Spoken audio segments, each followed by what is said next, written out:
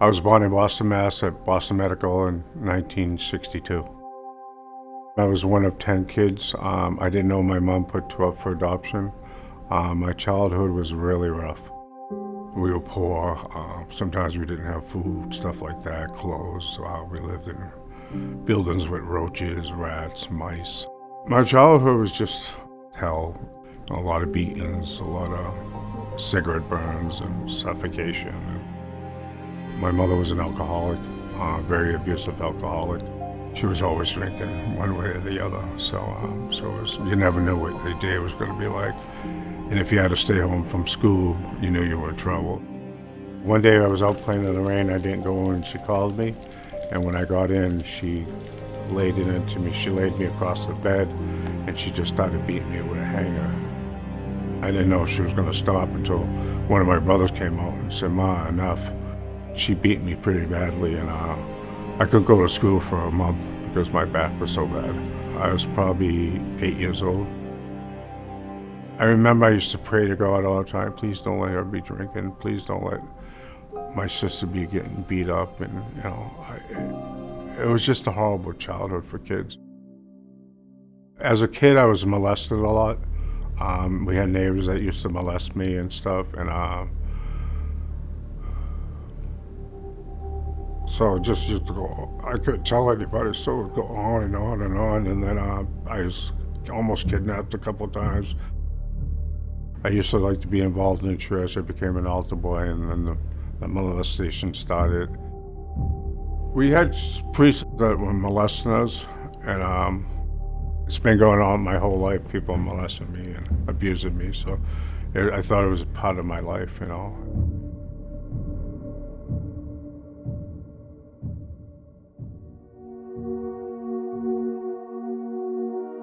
My mom died in '78, and when she died, my dad took over, and then it became the drugs, the alcohol. He was bringing drugs, alcohol, prostitution into the house and stuff, and it just turned into another chaos until we ended up getting evicted from that place.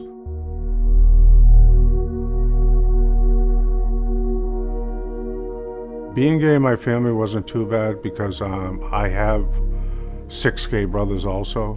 I was probably 15 years old, and then people started offering me money for sex, and I started taking it. I was sneaking into Boston and going to the gay bars around here, and I was hanging at Skipper's also, where I was selling myself. A couple times I got beat and raped, and I really didn't have any feelings. I was just always numb all the time,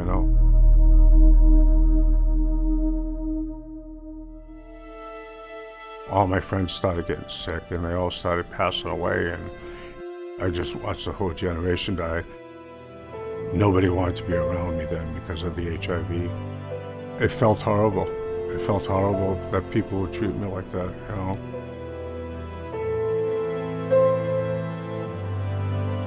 was with Teddy for 30 years. Some were good, some were bad. Years. What I did to that man was horrible.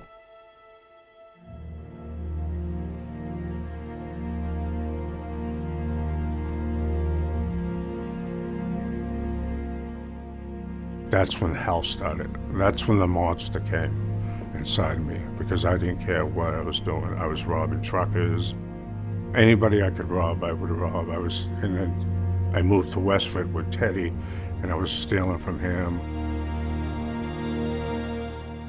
I did a lot to that man.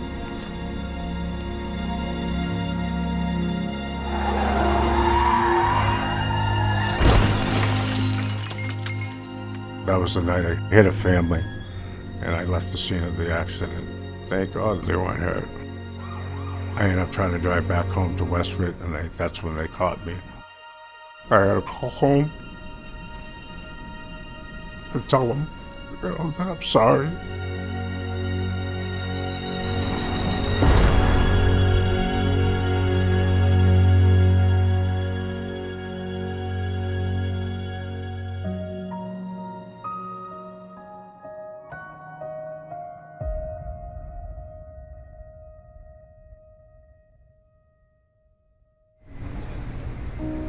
St. Francis was one of the best things I ever done.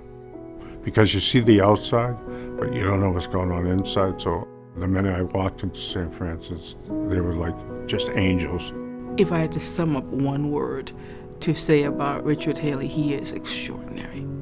Richie is doing incredibly well. He walked into MAP class, and from week 1 all the way till today, he has done nothing but rise and rise and rise. He's amazing. After he finished MAP, he continued on with the Benjamin Franklin Institute, and he now has certification with HVAC. He was a little bit behind when it came to technology, but after constant practicing, he became so well versed in navigating how to use technology. St. Francis brought me back into the world because I wasn't in the world for a long time. I can't talk enough about St. Francis, and actually now they help my brother Billy also. I got into drinking, and then I lost my wife, my house, all that. So Richie found out about it, and then he told me about this place. I'm grateful for what they're helping me with. Each week I come here, I get clothes, I get to eat.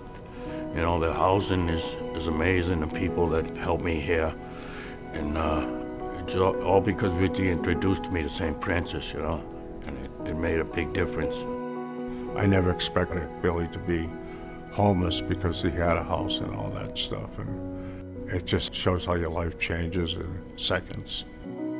I told Billy that St. Francis will help you from beginning to end.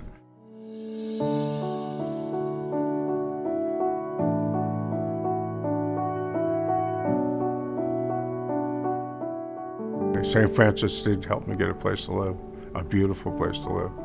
It's funny because I tell people I'm in the seaport. They look at me like, you're in the seaport? From where you've been? Sometimes I'm in awe of myself. It's like, I made it.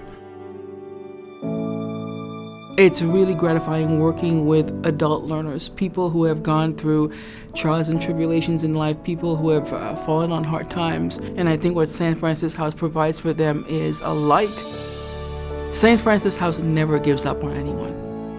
I'm very proud of Richie, my brother. He's amazing what he's gone through to where he is now. They changed my world, and now I get to spread the word about St. Francis to everybody. St. Francis showed me nothing but respect. Showed me that I was a man who was in trouble, who was struggling.